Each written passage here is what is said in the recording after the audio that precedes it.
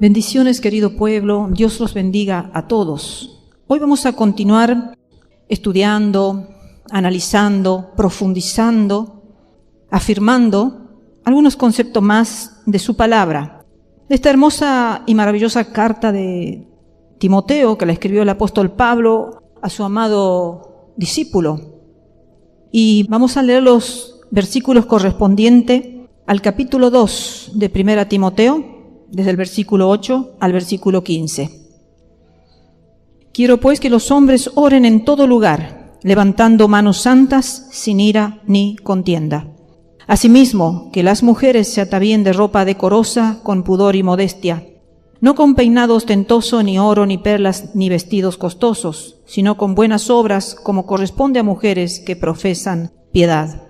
La mujer aprenda en silencio con toda sujeción, porque no permito a la mujer enseñar ni ejercer dominio sobre el hombre, sino estar en silencio. Porque Adán fue formado primero, después Eva. Y Adán no fue engañado, sino que la mujer, siendo engañada, incurrió en transgresión, pero se salvará engendrando hijos, si permaneciere en fe, amor y santificación con modestia. Bien, queridos hermanos, una hermosa lectura, bastante debatida para el que la quiere debatir, pero cuando nos dejamos instruir por el Espíritu Santo, no hay que debatir. La palabra de Dios es entendible y vamos a dividirla en dos pedacitos. La primera parte vamos a hablar con respecto al versículo 8, que dice: quiero pues que los hombres oren en todo lugar, levantando manos santas, sin ira ni contienda. Primera parte. Y para eso nos vamos a remitir un poquito al pensamiento de la iglesia primitiva y nos va a acompañar también un poco de historia. Creo que en cada suceso que vamos a ir analizando es necesario, indispensable, ver un poco de historia. Y vemos que la iglesia primitiva adoptó la actitud judía para la oración. ¿Cuál era la actitud judía para la oración? Era estar de pie con los brazos extendidos y las palmas de las manos hacia arriba. Luego, más tarde, en el siglo II y III, el padre de la iglesia primitiva, uno de los tantos padres de la iglesia primitiva, así se le llamaba por ser uno de los que manejaban la palabra, la entendían, la estudiaban, apologista, llamado Tertuliano, dijo que esta postura reflejaba la postura de Jesús sobre la cruz. O sea, el orar con las manos así levantadas hacia el cielo y con las palmas hacia arriba, podrían reflejar la postura de Jesús sobre la cruz. Lindo pensamiento y reflexivo, ¿verdad? Y bueno, esos son pensamientos de algunos estudiosos de la palabra. Y vemos que por otro lado, si vemos cómo la iglesia primitiva adoptó esa actitud judía, ahora vemos que los judíos siempre habían sabido de ciertas barreras que podían impedir a las oraciones que llegaran ante Dios.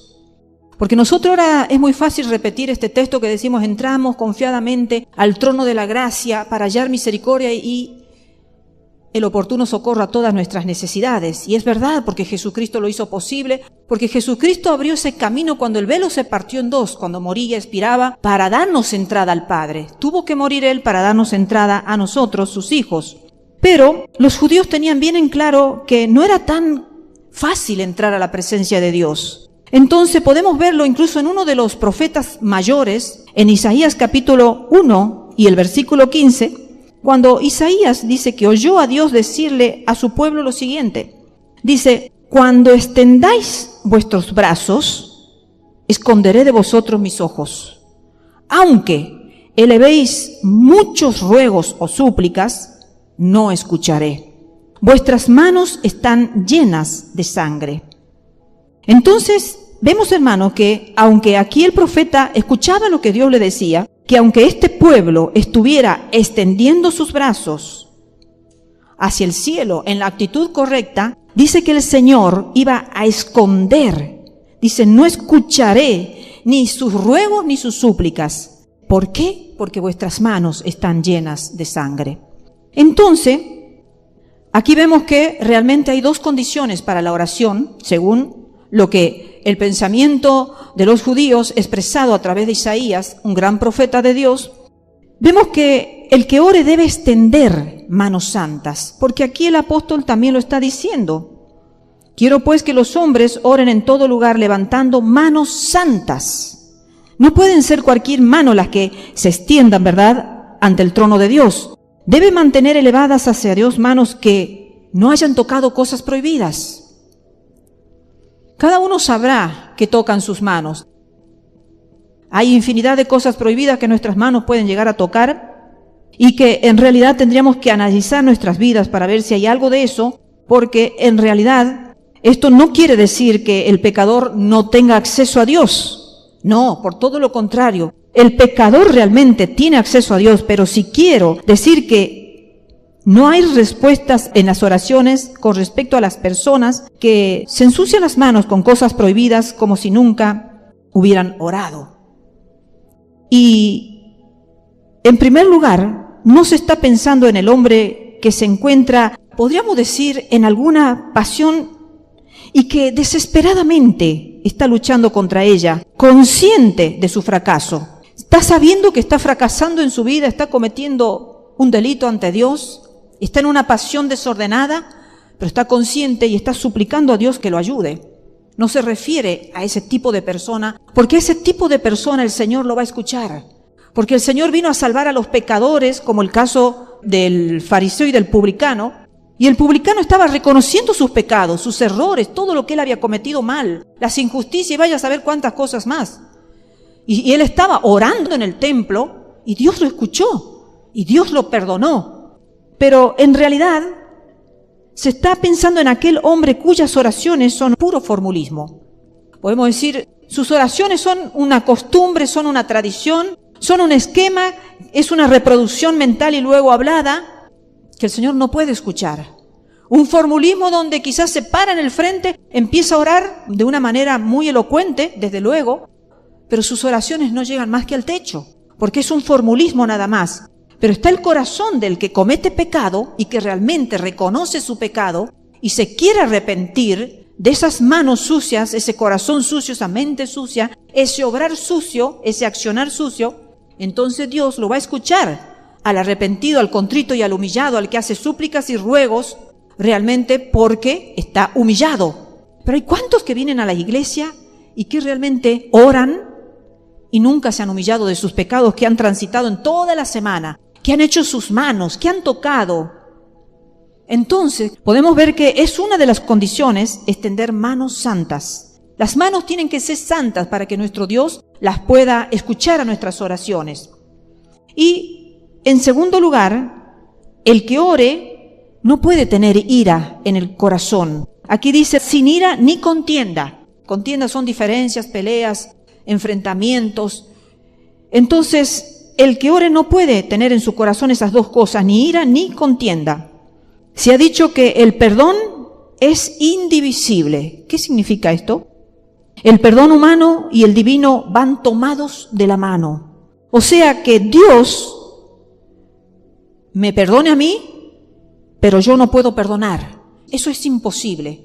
O sea, para que el perdón se dé, para que nuestro Dios nos perdone a nosotros debemos perdonar también. Esas son las dos posiciones que deben ir tomadas de la mano. Es indivisible eso. Entonces no podemos venir a pedir que Dios nos perdone si nosotros no sabemos perdonar a los que nos ofenden, a los que nos difaman, a los que murmuran de nuestras vidas, nos han hecho daño. Tantas situaciones que un cristiano en la vida puede enfrentar y pasar. Y una y otra vez Jesús subraya el hecho de que no podemos esperar recibir el perdón de Dios mientras estemos enemistados con nuestros semejantes. Fíjense en lo que el Señor dice, por tanto, si traes tu ofrenda al altar y allí te acuerdas de que tu hermano tiene algo contra ti, deja allí tu ofrenda delante del altar y ve, reconcíliate primero con tu hermano y entonces vuelve y presenta tu ofrenda. Mateo 5:23. Y luego en Mateo 6:15 dice, pero si no perdonáis sus ofensas a los hombres, tampoco vuestro Padre os perdonará vuestras ofensas. Y Jesús cuenta que el siervo que negó perdonar a su otro siervo, se encontró con que a él tampoco se le perdonaba. Y termina así diciendo Mateo 18:35, así también mi Padre Celestial hará con cualquiera de vosotros que no perdone a su hermano de todo corazón? Entonces, concluimos en este versículo diciendo que para ser perdonado, uno tiene que ser perdonador. No hay otro camino, no hay otra forma de que lleguen las respuestas a nuestras vidas. Habría que analizar a veces por qué no llegan las respuestas. El rencor en el corazón de una persona realmente es una barrera que impide que sus oraciones lleguen a Dios. Es tremendo, pero es como algo que ocupa nuestro corazón y nuestra mente y que no nos da oportunidad de poder alcanzar la gracia y la misericordia de nuestro Dios a nuestro favor. Y en tercer lugar, la tercera condición en nuestras oraciones para recibir respuesta es que el que hace oración no debe tener duda en la mente. Este versículo fue sacado de la versión amplificada en inglés con respecto a ni dudas en sus mentes. Y esta frase quizás pudieran querer decir la siguiente explicación. La palabra que se usa es dialogismos, que puede querer decir o discusión o duda. Entonces, si la tomamos en el sentido de discusión, simplemente repetimos lo que hemos precedido en el punto 2 y hemos explicado acerca del rencor, de la falta de perdón.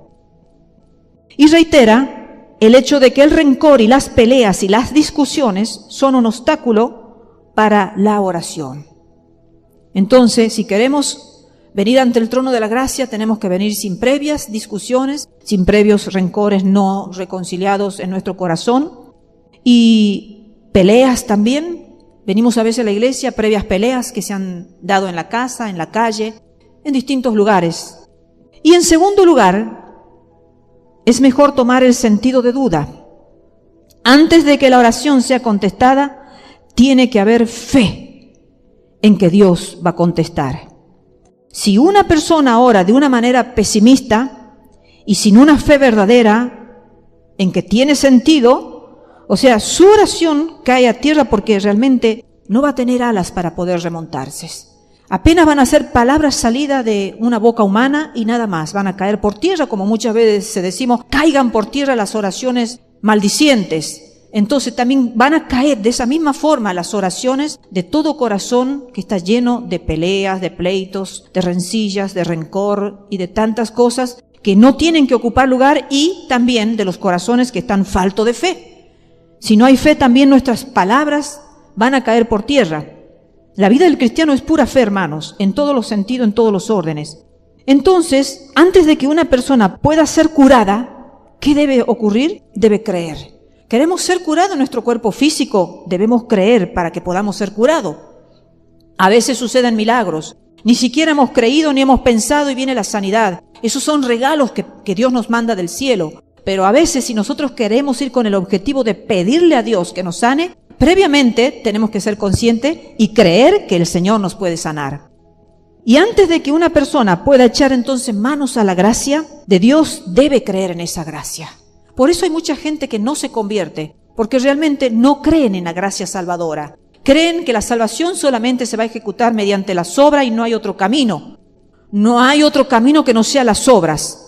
Entonces, nosotros los cristianos sabemos que para poder acceder a la gracia de Dios, debemos creer en esa gracia salvadora. Debemos dirigir entonces a Dios nuestras oraciones en completa confianza de que Él escucha y de que Él puede contestar nuestras oraciones si hemos cumplido con los requisitos previos ya explicados.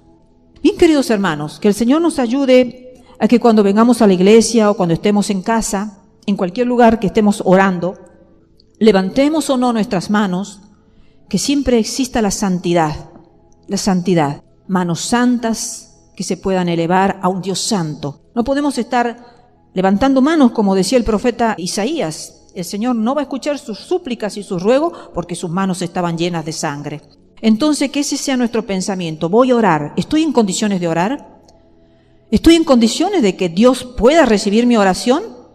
Analicemos, reflexionemos en este punto. Cuando estemos en la intimidad con Dios en la casa, cuando nos estemos ya despidiendo del día para dormir en la noche, encomendar nuestras vidas en la noche, al comenzar, al amanecer el día, al dirigirnos al trabajo, al estudio, a la calle, a las compras, al comenzar el día en casa o fuera de casa, estamos en condiciones que Dios nos proteja, estamos en condiciones de que Dios nos escuche cuando le decimos: Señor, cuida mi entrada y mi salida desde ahora y para siempre, manda a tus ángeles que nos acompañen, como tu palabra lo dice. Y expresamos la palabra de Dios, pero ¿cómo está nuestra vida? ¿En qué condición está nuestra vida? Entonces, de hoy en más, analicemos, reflexionemos, pensemos que tenemos un Dios santo donde podemos acceder, sí podemos acceder, pero no de cualquier forma. Tenemos que acceder, si somos pecadores, con una conciencia de pecado. Reconocer que realmente somos pecadores. Miren, hermano, que estoy descubriendo en estos últimos tiempos que no hay mejor cosa que realmente ante la presencia del Señor reconocer lo que somos. Porque a veces entramos arrogantemente, creemos que somos príncipes y que somos, como empezamos a decir, real sacerdocio, somos pueblo santo y todo eso, pero ¿realmente conocemos la condición de nuestra alma? No hay mejor cosa que entrar en la presencia de Dios reconociendo que somos viles pecadores, que todos los días pecamos, que todos los días infringimos la ley, que todos los días estamos en contra de la moral santa de nuestro Dios, de una forma o de otra, ya sea con el actuar, ya sea con un pensamiento, con una palabra maldiciente no apropiada que ha salido de nuestra boca. De alguna forma no estamos en condiciones de entrar ante el trono de la santidad de un Dios justo, santo y perfecto.